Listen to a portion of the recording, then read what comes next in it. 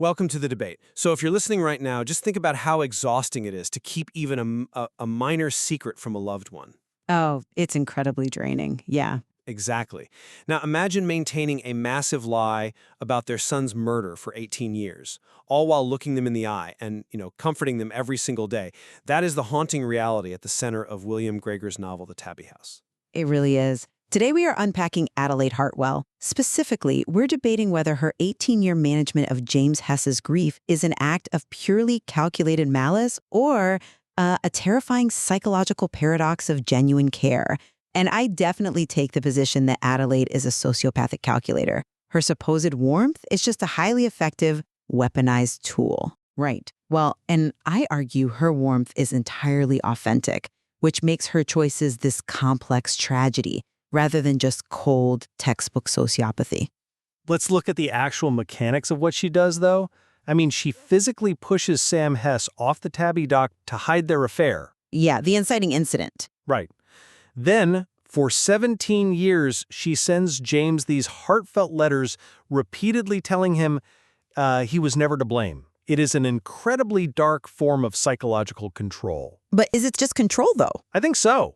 She intentionally lets James carry the agonizing guilt that his own distraction caused his son's death. By managing his grief, she manages the narrative, right?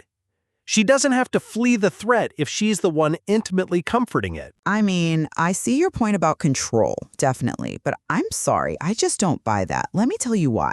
Framing it purely as manipulation misses Claire Harmon's central realization in the text.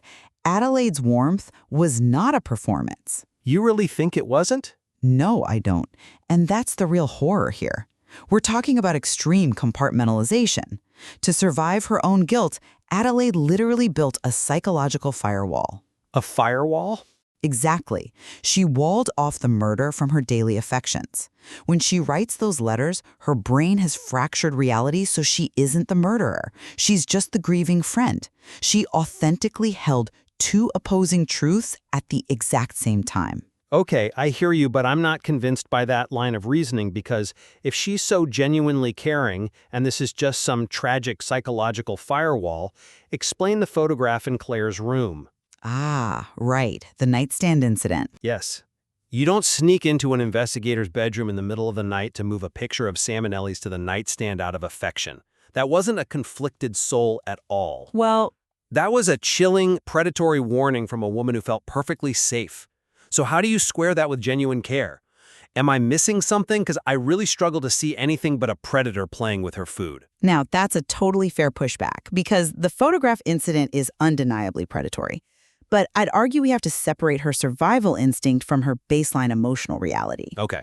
How so? Think of her warmth like a psychological pressure valve. On the dock at the end, Adelaide confesses she never intended for James to shoulder the specific guilt about his distraction. But he did shoulder it. He did, but Kunkuninium was actually her way of relieving her own subconscious guilt. It was a flawed, desperate attempt at mercy. Her humanity was intact. It was just horribly overridden by her instinct to survive when cornered by Claire. Look, I see why you think her confession on the dock shows mercy, but let me give you a different perspective. How can you say her humanity is intact when her immediate reflex to being discovered is to murder again? It's a survival mechanism. But she sacrifices Ellie, literally drowning her at that exact same tidal creek, just to protect her social standing. It's not just a reflex, it is completely calculated. It's definitely brutal, yes. A woman who sacrifices two siblings completely invalidates any claim to genuine warmth. To me, it proves the letters were just an 18-year holding pattern until she had to kill again. I come at it from a slightly different angle, though. Dismissing Adelaide as just a cult calculator ignores the text's most unsettling theme, which is that human beings can commit horrific, self-serving violence while genuinely possessing deep kindness. I just can't reconcile those two things. But the warmth isn't fake just because the violence is real. They coexist. It's cognitive dissonance taken to its absolute lethal extreme. The psychology of the book is terrifying precisely because the person comforting you might truly love you and still choose to destroy you to save themselves. Well, we definitely still disagree on where the line is between cognitive dissonance and outright sociopathy. For me, you simply cannot claim to possess deep kindness when your ultimate fallback is murder. Right. Sacrificing Sam and Ellie completely overwrites whatever affection she claimed to hold for James. And for me, treating her as purely cold ignores the agonizing reality that people can cause immense harm while genuinely trying to care for you. It's this exact psychological tension that makes the history of the Tabby estate so compelling. It really is compelling material. It suggests there is much more to explore in how these walls absorb the secrets we try to bury. It leaves all of us to decide the true nature of Adelaide's arithmetic. The text doesn't give us an easy answer, but it certainly forces us to look closer at the complexities of the human mind and the terrifying things we're capable of rationalizing.